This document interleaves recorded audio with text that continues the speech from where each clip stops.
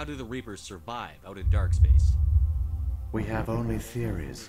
The researchers here came to believe the Reapers enter prolonged states of inactivity to conserve energy. This allows them to survive the thousands and thousands of years it takes for organic civilization to rebuild itself. But in this state, they are vulnerable. By retreating beyond the edges of the galaxy, they ensure no one will accidentally discover them.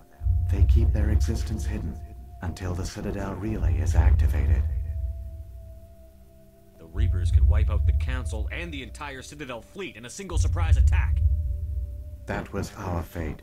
Our leaders were dead before we even realized we were under attack. The Reapers seized control of the Citadel, and through it, the mass relays. Communication and transportation across our empire were crippled.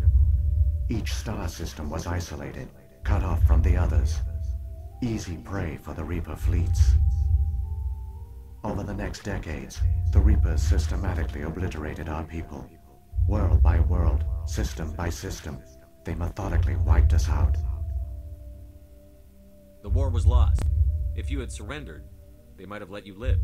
No offer of surrender was ever given. Our enemy had a single goal: the extinction of all advanced organic life. Through the Citadel, the Reapers had access to all our records, maps, census data. Information is power, and they knew everything about us. Their fleets advanced across every settled region of the galaxy. Some worlds were utterly destroyed, others were conquered, their populations enslaved. These indoctrinated servants became sleeper agents under Reaper control. Taken in as refugees by other Protheans, they betrayed them to the machines. Within a few centuries, the Reapers had killed or enslaved every Prothean in the galaxy. They were relentless, brutal, and absolutely thorough. I don't understand. Where did the Reapers go after they conquered your people?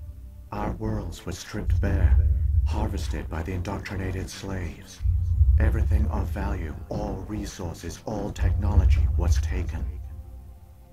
Certain that all advanced organic life had been extinguished, the Reapers retreated back through the Citadel relay into dark space, sealing it behind them. All evidence of the Reaper invasion had been wiped away. Only their indoctrinated slaves were left behind, abandoned. Mindless husks, no longer capable of independent thought, the indoctrinated soon starved or died of exposure. The genocide of the Protheans was complete. What do the Reapers get out of this? Why do they keep repeating this pattern of genocide over and over? The Reapers are alien, unknowable. Perhaps they need slaves or resources. More likely they are driven by motives and goals organic beings cannot hope to comprehend. In the end, what does it matter? Your survival depends on stopping them, not in understanding them. You said you brought me here for a reason. Tell me what I need to do. The conduit is the key. Before the Reapers attacked, we Protheans were on the cusp of unlocking the mysteries behind mass relay technology. Ilos was a top-secret facility. Here, researchers worked to create a small-scale version of a mass relay, one that linked directly to the Citadel, the hub of the relay network. The conduit's not a weapon. It's a backdoor into the Citadel. How did you manage to stay hidden? All official records of our project were destroyed in the initial attack on the Citadel. While the Prothean Empire came crashing down, Ilos was spared. We severed all communication with the outside, and our facility went dark. The personnel retreated underground into these archives. To conserve resources, everyone was put into cryogenic stasis. I was programmed to monitor the facility and wake the staff when the danger had passed. But the genocide of an entire species is a long, slow process. Years passed, decades, centuries. The Reapers persisted, and my energy reserves were dwindling. You should have fought. We were a few hundred against a galactic invasion fleet. Our only hope was to remain undetected. I began to disable the life support of non-essential personnel. First support staff, then security. One by one, their pods were shut down to conserve energy. Eventually, only the stasis pods of the top scientists remained active. Even these were in danger of failing when the Reapers finally retreated back through the Citadel relay. There were hundreds of stasis pods out there. You just shut them down? You killed them? You were programmed to protect them, not kill them. This outcome was not completely unforeseen. My actions were a result of contingency programming entered on my creation. I bet they didn't tell the non-essential staff about this contingency. I saved key personnel. When the Reapers retreated, the top researchers were still alive. My actions are the only reason any hope remains. When the researchers woke, they realized the Prothean species was doomed. There were only a dozen individuals left, far too few to sustain a viable population. Yet they vowed to find some way to stop the Reapers from returning. A way to break the cycle forever. And they knew the Keepers were the key. Aren't they under the influence of the Reapers? The Keepers are controlled by the Citadel. Before each invasion, a signal is sent through the station compelling the Keepers to activate the Citadel relay. After decades of feverish study, the scientists discovered a way to alter this signal. Using the conduit, they gained access to the Citadel and made the modifications. This time, when Sovereign sent the signal to the Citadel, the Keepers ignored it. The Reapers are trapped in dark space. Saren can use the conduit to bypass all the Citadel's external defenses. Correct. And once inside, he can transfer control of the station to Sovereign. Sovereign will override the Citadel systems and manually open the relay. And the cycle of extinction will begin again. Is there any way we can stop them?